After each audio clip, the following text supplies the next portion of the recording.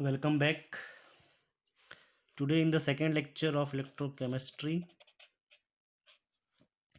we will talk about the reversible and irreversible. This is a very small topic, so I'll just complete it in quick session.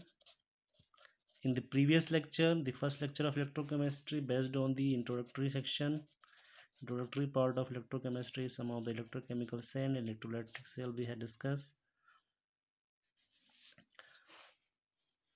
So first, reversible cell.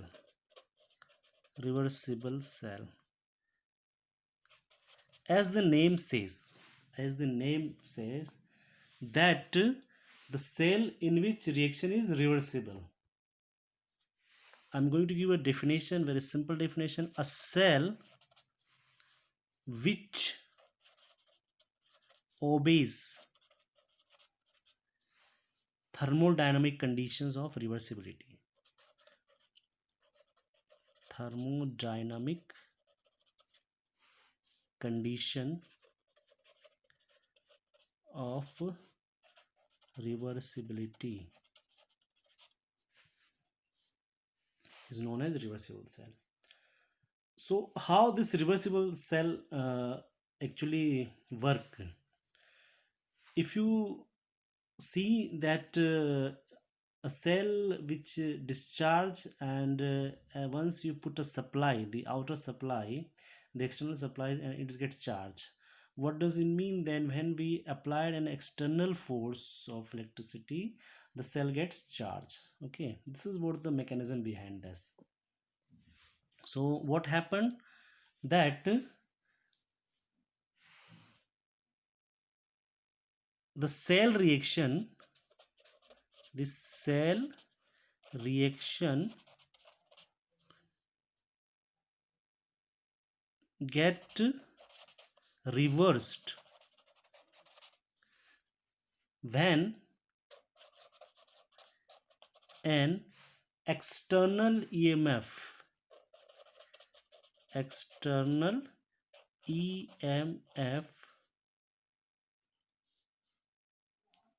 greater than its capacity is applied. Greater than its capacity is applied. So what happened? We have three possibility actually. We have three possibility. What three possibilities? The first is when the cell potential, I'm talking about the cell EMF. Okay, when the cell potential is less than to external EMF. Okay, that means the external EMF is greater. In this case the reversible occur. In this case the reversible. It is clear when you apply a greater force. And the second possibility is what? When the cell potential is greater than external EMF. When the cell potential is greater, that means the applied force is less.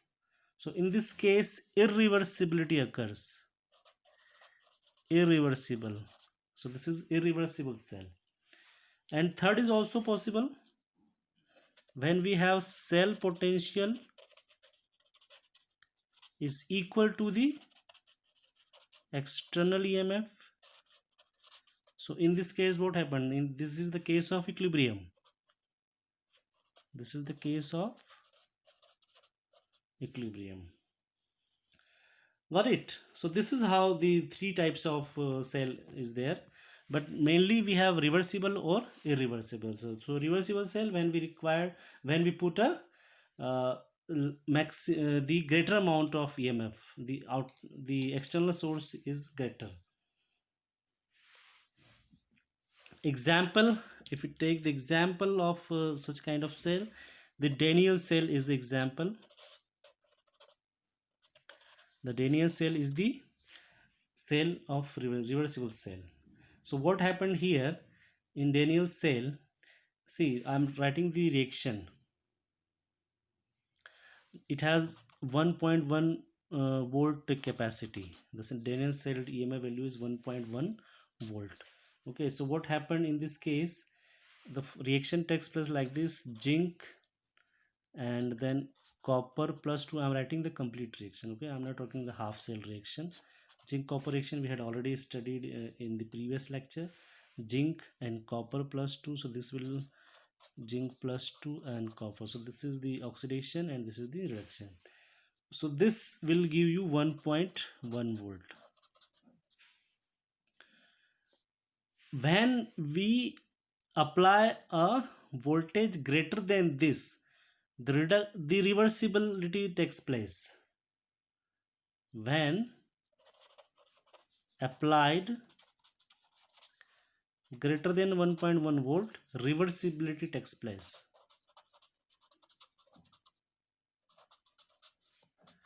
And this is why the reversible cell, this is how the reversible cell works. That means what will happen here?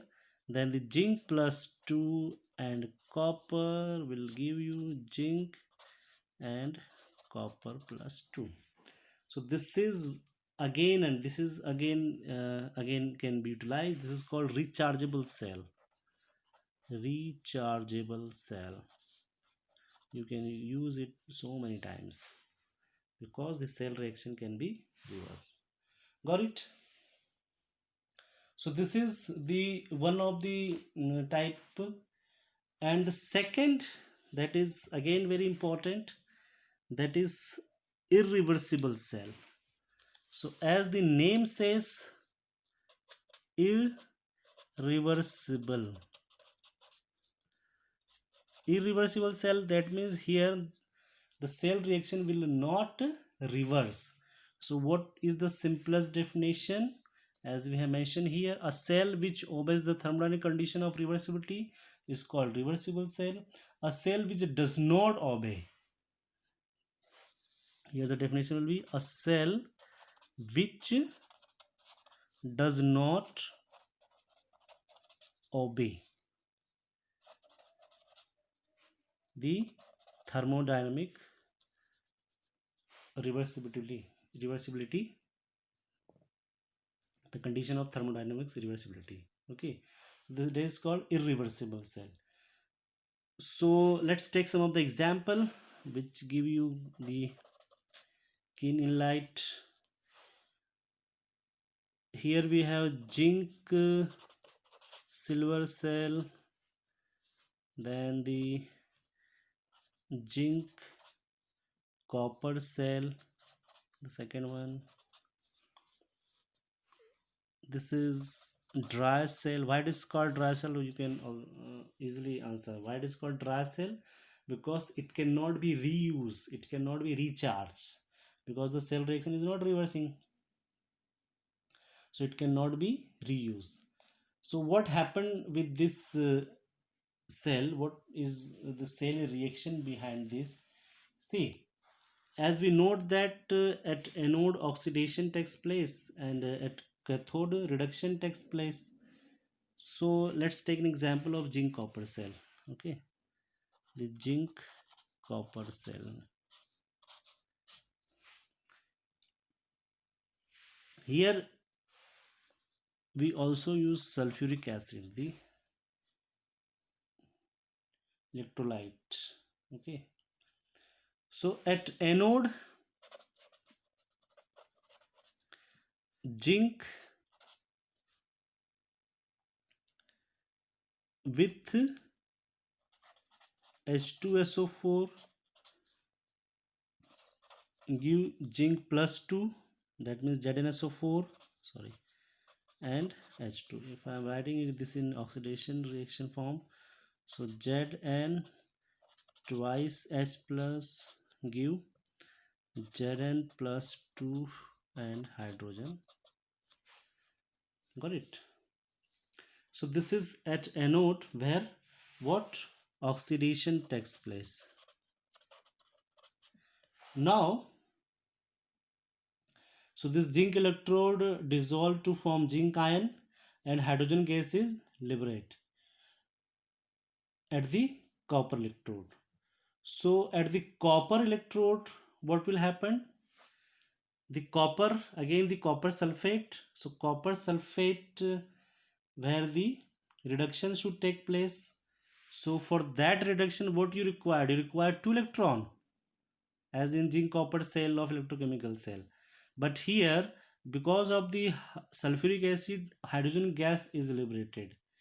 So the reduction is not taking place. What happened with that? That means the copper solid with 2H plus, this will give copper plus 2 and hydrogen gas at cathode. So this is what the reason actually for irreversibility, where the hydrogen gas, so we can write in one word that because one of the product of reaction is hydrogen gas is escape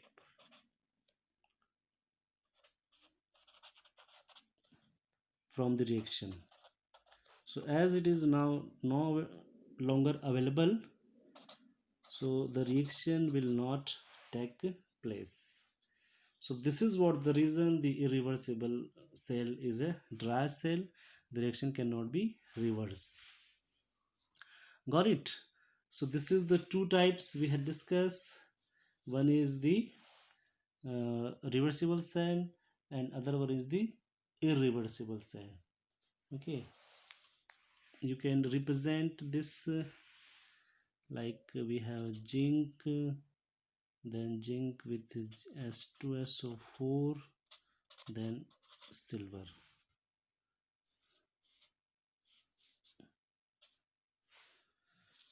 Okay, so this is all about from this lecture. Thank you so much.